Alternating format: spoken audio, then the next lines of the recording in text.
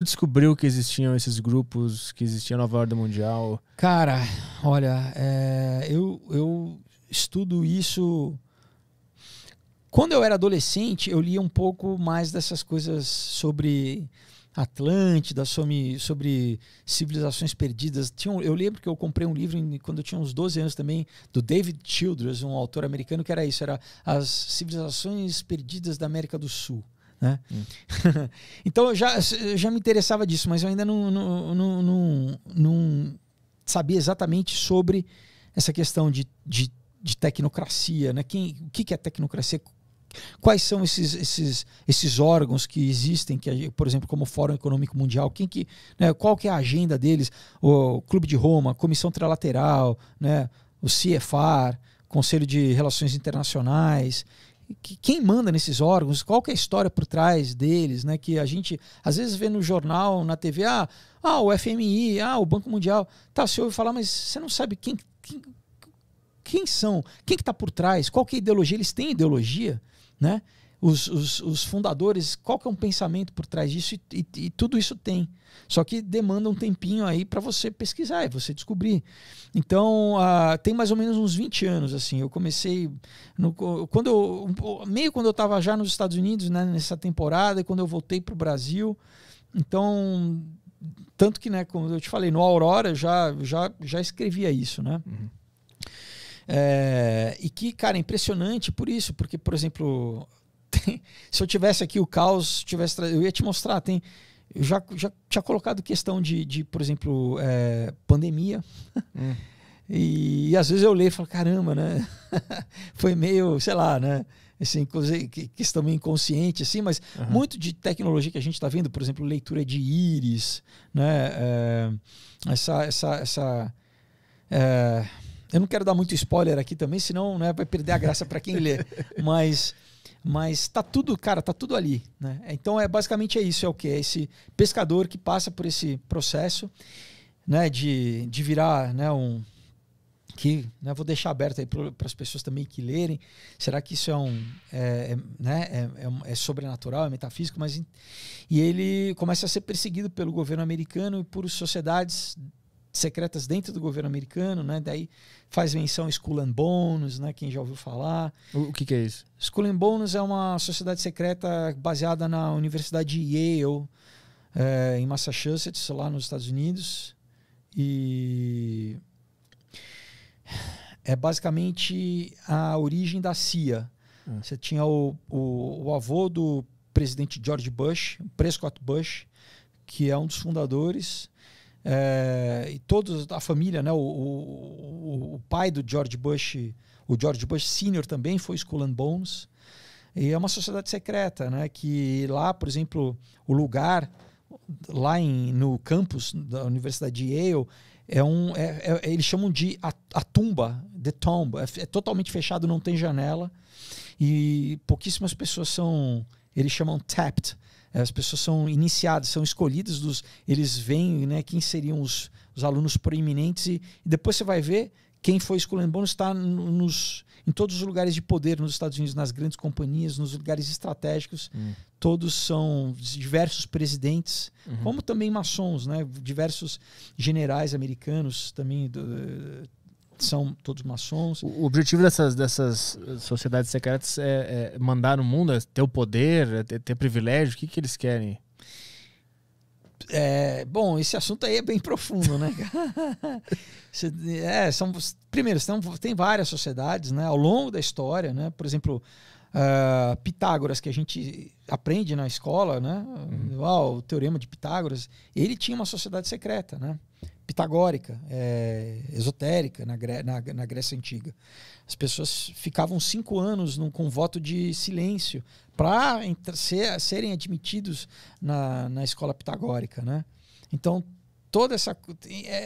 isso também que eu apresento um pouco nesses quadrinhos, que muito do que a gente acha de uma realidade que simplesmente é científica, muito tem uma origem no que o pessoal chama de oculto, né? De ocultismo, assim. Alquimia, né? Por exemplo, a química moderna é toda baseada na alquimia, né? Você tem físicos... Quer entrar no assunto das conspirações? Eu adoro. Por mim, a gente vai de cabeça. Então, mas é que tudo isso, né, a gente tem que destrinchar. Por exemplo, você tem grandes no sentido, né, de pessoas dentro desse universo famosas, como Paracelso, né, Robert Fludd, né, que todos eram alquimistas e que nesse momento da transição, né, da Renascença, que foram legitimizando isso que antigamente era simplesmente magia, ocultismo, e foram dando uma linguagem mais científica, e aí oficializou isso realmente no iluminismo, né?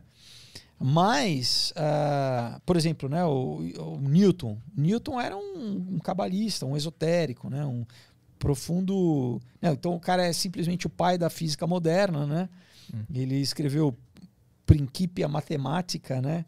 E onde ele, né, a lei da gravidade, tudo isso que depois foi reformulado pelo Einstein com a lei da relatividade geral, que também o Einstein era um profundo conhecedor de ocultismo, né? Ele lia, ele andava com uma cópia da Doutrina Secreta da Madame Blavatsky, da Teosofia.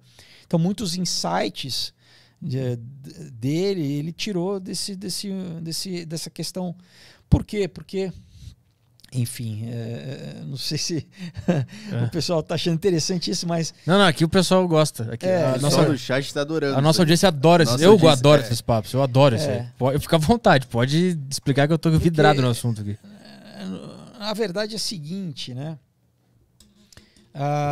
É o que eles chamavam de metafísica. Metafísica é o que vai além da física, né?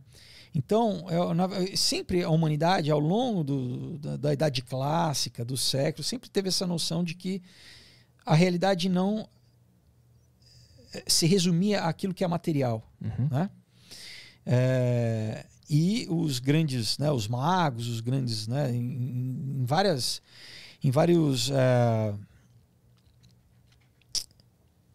várias idades clássicas, vamos dizer assim, ou reinos, por exemplo, você tem desde do Império Assírio, Sumério, Babilônico, Grego, Egípcio, Romano, todos eles, ao longo, eles meio que mantinham aí um conhecimento secreto, que eles falavam, não é pro leigo, não é para isso, você tem que ser iniciado para você ter acesso a essa informação. Tá? Então, todos esses... Né, é o que antigamente eram os sacerdotes. Né, por exemplo, os sacerdotes egípcios.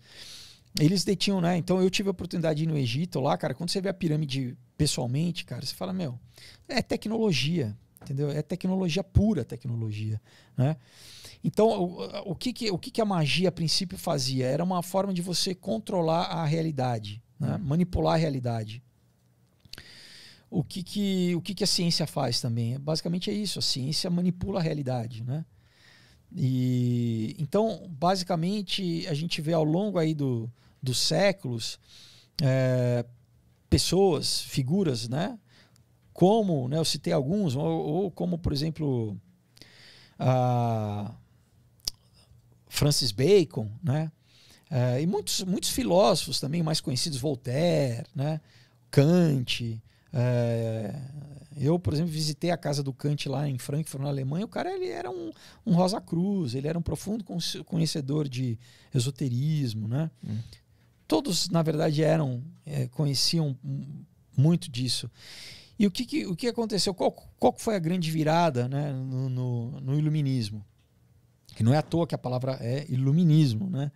Porque a gente vê que a Revolução Francesa, que marca, né, historicamente, vamos dizer, a Idade Moderna, né, foi simultaneamente com a criação lá em Frankfurt também da Illuminati, né, do Adam Weishaupt, que era um judeu, né, convertido ao catolicismo, que virou jesuíta. Ele foi um advogado através né,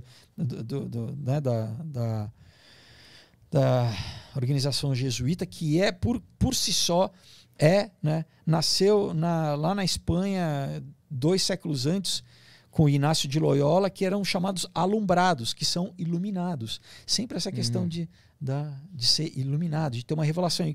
Enfim, ele também tem a história de como ele recebeu essa revelação de uma entidade sobrenatural, né?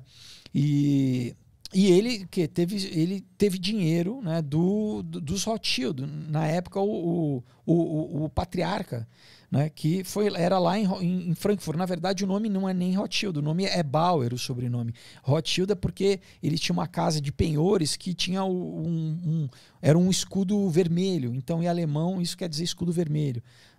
E eles acabaram adotando como nome da família. Uhum. E é basicamente isso, cara. Como a gente... Bom, basicamente é isso. Como ao longo do tempo a gente consegue dominar o mundo, cara. Então, por exemplo, eles depois a família Rothschild, né? Porque o patriarca, ele tinha 5 filhos. Ele mandou um filho para cada capital europeia, né? Milão, Londres, Paris, Amsterdã, Milão e Madrid, se eu não me engano, né? E eles foram responsáveis por dominar na época ainda não tinha banco, né, central, mas dominar a economia dos países. Né? Então, por exemplo, desde isso, né, desde das guerras napoleônicas, eles usam conflito para conduzir a sociedade onde eles querem. A história de criar o caos para trazer a ordem, né? A gente cria o problema para oferecer a solução, mas como a gente quer, a nossa solução. Então, você conduz, né, o que o Hegel chamou da dialética hegeliana, né? Que é isso, tese, antítese, para chegar numa síntese, né? Então é isso, a gente cria uma dificuldade para vender solução, mas só que essa solução vai conduzir a sociedade para onde a gente quer.